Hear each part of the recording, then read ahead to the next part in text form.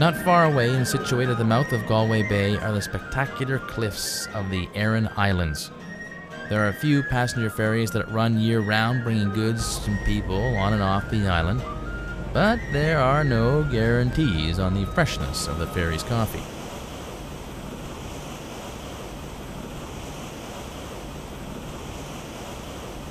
Today, the 1,400 inhabitants make their living from fishing and tourism. Some still get around by horse and cart. But for those who are looking for a more expedient way to get to the spectacular cliffs on the far side, you can rent a taxi, who seems far more adept in driving in narrow spaces than most of us would feel comfortable with.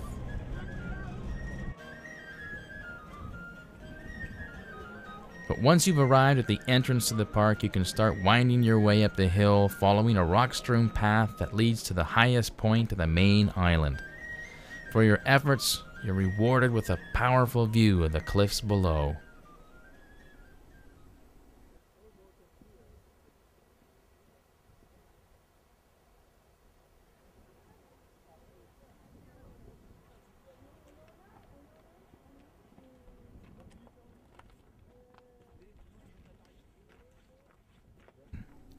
At this highest point of the main island is a 1,000-year-old fortress, originally designed to guard against marauding invaders from the northeast.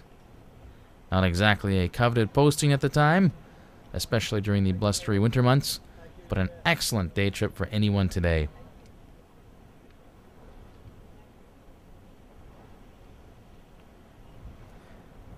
Now, on the other side of the bay, and tucked into a narrow weir, is perhaps one of the most famous little restaurants in all of Ireland, and perhaps one of the smallest villages in all of Ireland.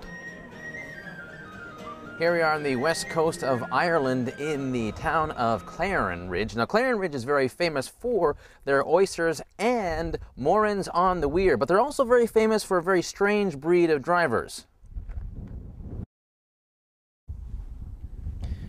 Welcome to Morren's on the Weir.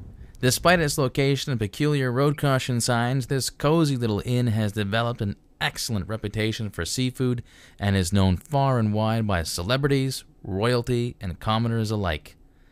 And the man running the show for this generation is Willie Moran. We're in a little village.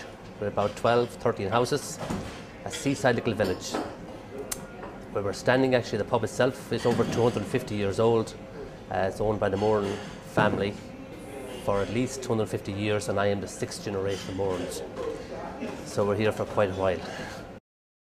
What's unique about it is that we started into seafood in 1967. We have our own oyster beds, and we specialised wholly and solely on seafood. We built up the name on producing good food, and it's known all over the world at this stage. So one thing about here, you come in here and it doesn't matter who you are, you're always treated the same. Yeah? So down through the years we had likes of Roger Moore, Paul Newman, John Huston used to spend a lot of time here actually. Brian Dennehy, Julia Roberts, Japanese Prince, Emperor and Empress of Japan was here for lunch. Woody Allen, Tom Watson, Lee Trevino, you name it, they all have been here. I mean, it's the one thing that really stuck in my mind down through the years. You know, my father, who was 96, he was always his own man. You know, and when the Emperor and Empress of came to Ireland for a visit, decided to come to Morren's for lunch, and the protocol at the time were very, very strict. You don't speak to them, you just bow. That morning before they came, you know, we all got our orders beforehand. You know, my father and my sister, myself, and local ministers and protocol people and the who's were there, and we're all lined up outside in the street, and along comes the motorcade, and somebody steps forward to open the door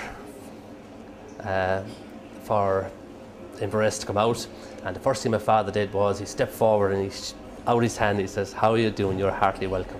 I thought it was so Irish-like. I mean, when you're in Ireland, you're treated like Irish people. That's basically it. Home from home. So it was lovely. I really enjoyed it. You could just see the protocol fella. You know, his head just went down. He looked over at me, corner of his eye. You know, I just smiled. That's all I could do, you know. But it was good, you know. If you expect the Emperor of Japan to come to your place, then you've got to have some pretty good oysters. And for someone like me, who's never had one, if I was ever going to try one, this would be the place. Eric, the proper way to eat an oyster is, this is the way I think it should be. Okay. Little squeeze of lemon. Yep. Right? Yep. Piece of brown bread in your mouth, first of all. Is this the way the Emperor did it? Or? Yeah, yeah. This is the way it's done. For your first time, you have to have some brown bread in your mouth, first of all, right? I leave the bread in my mouth? Yeah, leave the bread in your mouth. Yeah. Chew, pop it up, chew the two together, okay? The whole thing together? Yeah, the whole thing together, yeah. Aren't you supposed to slide it down your throat? No, just chew the both together, okay? Keep chewing it now. Now, just get that beautiful salty flavour. Just get it. Mm-hmm. Now, keep chewing it, just enjoy it. Buy more bread? Yeah, no problem. But not only does Willie serve a mean plate of oysters, he and his crew can open them faster than most anyone in the world. Vincent was here for the last 26 years. He's held the world title. Jerry has held the world title. I've held the world title myself. So it's great to have 3 world titles in the one restaurant, you know, so it's different. Out from the front, off the side. Yeah. Even I was opening so many oysters years ago. I developed one side a muscle. Yeah, no, opening oysters. See, all the time working that muscle here, this one here. Yeah. It's like a tennis, yeah. One hand. Yeah, so probably filming there now, yeah. Yeah, I was, yeah. I was talking you would. Good stuff, yeah.